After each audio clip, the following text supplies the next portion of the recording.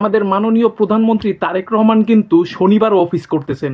তিনি কোনো বাড়তি প্রোটোকল নিচ্ছেন না জনগণের কথা চিন্তা করে। তিনি গতকাল ১৬ ঘন্টা অফিস করছেন।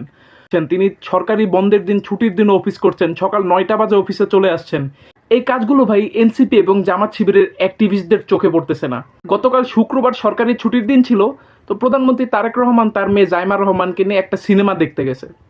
খুবই স্বাভাবিক, সরকারি ছুটির দিন সিনেমা দেখতে গেছে। প্রধানমন্ত্রী সাধারণ জনগণের মতো বেশি প্রোটোকল না নিয়ে একটা সিনেপ্লেক্সে সাধারণ জনগণদের সাথে বসে শেষে সিনেমা দেখছে। তো সেই সিনেপ্লেক্সে যে দর্শকরা ছিল সবাই কিন্তু খুবই প্রশংসা করছে প্রধানমন্ত্রী তারেক রহমানের। তো এখন প্রধানমন্ত্রী তারেক রহমান যে শুক্রবারে সিনেমা দেখতে গেছে এইটা নিয়ে সমালোচনা করতেছে হচ্ছে জামাত এবং এনসিপির সমর্থকরা, এবং এমনকি আওয়ামী লীগের সমর্থকরাও কিন্তু সমালোচনা করতেছে। তো ভাই আমার কাছে মনে হইতেছে এটা হচ্ছে রাজনৈতিক দেউলিয়া, ঠিক আছে? কারণ প্রধানমন্ত্রী তারেক রহমানের এত প্রশংসনীয় কাজগুলোর মধ্যে তারা সমালোচনা করার মতো কোনো কাজ খুঁজেই পাচ্ছে না। এর জন্য তারা ভাই ইউজলেস একটা পয়েন্ট নিয়ে সমালোচনা করতেছে।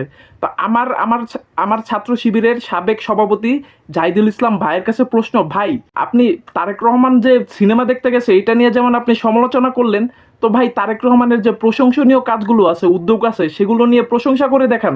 তাহলে আমরা তাহলে আমরা বুঝবো যে আপনারা ভাই জামাতের লিজুর ভিত্তি করেন না। আপনারা যে জামাতের লিজুর ভিত্তি করেন না বা জামাতের ইশারায় যে জঙ্গিমূলক কাজ করেন না, এটার প্রমাণ দেন আপনারা তারেক রহমানের এই প্রশংসনীয় কাজগুলোর প্রশংসা করে।